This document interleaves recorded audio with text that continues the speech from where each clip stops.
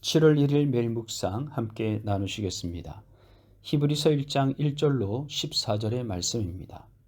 옛적에 선지자들을 통하여 여러 부분과 여러 모양으로 우리 조상들에게 말씀하신 하나님이 이 모든 날 마지막에는 아들을 통하여 우리에게 말씀하셨으니 이 아들을 만유의 상속자로 세우시고 또 그로 말미암아 모든 세계를 지으셨느니라. 이는 하나님의 영광의 광채시요 그 본체의 형상이시라. 그의 능력의 말씀으로 만물을 붙드시며 죄를 정결하게 하는 일을 하시고 높은 곳에 계신 지극히 크신 이의 우편에 앉으셨느니라. 그가 천사보다 훨씬 뛰어남은 그들보다 더욱 아름다운 이름을 기업으로 얻으심이니 하나님께서 어느 때에 천사 중 누구에게 너는 내 아들이라 오늘 내가 너를 낳았다 하셨으며 또 다시 나는 그에게 아버지가 되고 그는 내게 아들이 되리라 하셨느냐. 또 그가 맏아들을 이끌어 세상에 다시 들어오게 하실 때에 하나님의 모든 천사들은 그에게 경배할지어다 말씀하시며 또 천사들에 관하여는 그는 그의 천사들을 바람으로 그의 사역자들을 불꽃으로 삼으시느니라 하셨으되 아들에 관하여는 하나님이여 주의 보좌는 영영하며 주의 나라의 규는 공평한 규이니이다.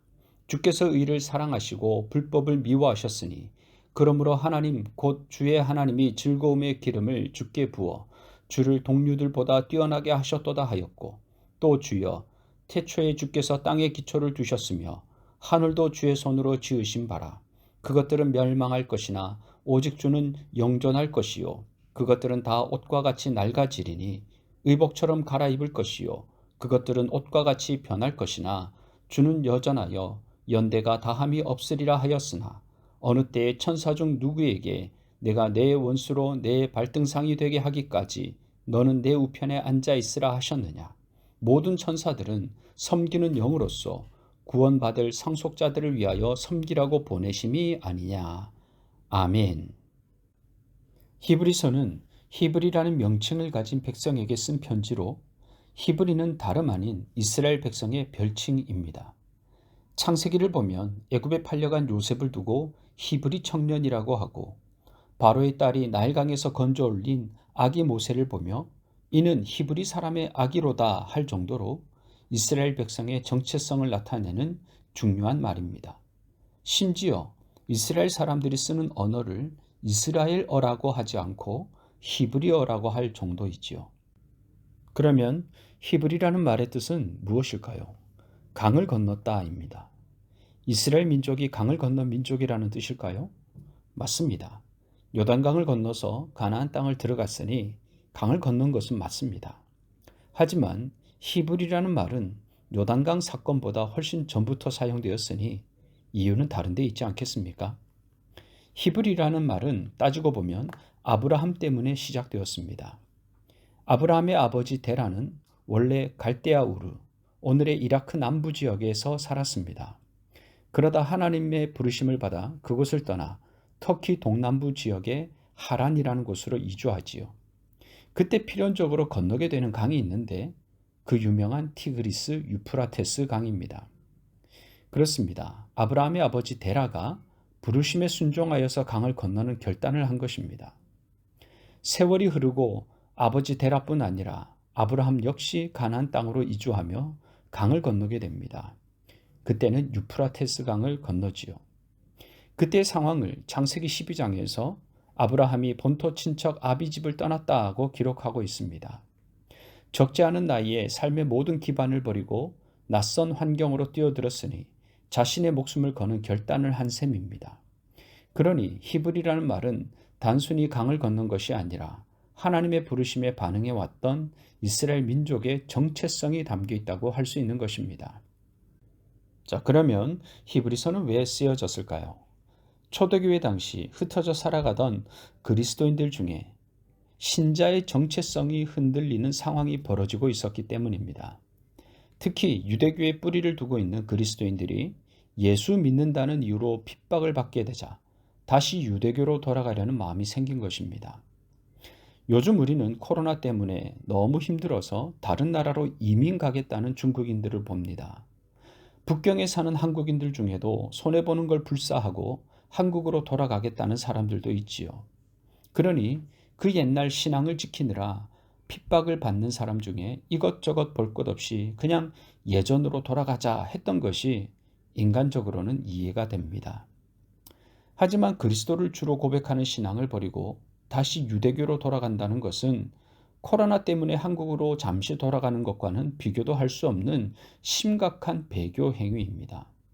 그것은 흡사, 성령을 회방하는 일이고 자기 발로 지옥불에 들어가는 일과 같습니다. 그래서 하나님은 예전 신앙으로 돌아가려는 행위가 얼마나 악한 것이며 그로 인해 받게 될 영적 불이익이 얼마나 심각한 것인지를 깨우치려고 히브리서를 전하게 하신 것입니다. 그러면 오늘 본문은 어떤 내용을 담고 있습니까? 1장은 예수님을 믿는 것이 하나님의 뜻에 부합하는 일이고 특별히 오래전 히브리인의 조상들이 믿어왔던 신앙과 깊이 연결되는 것이라고 강조합니다.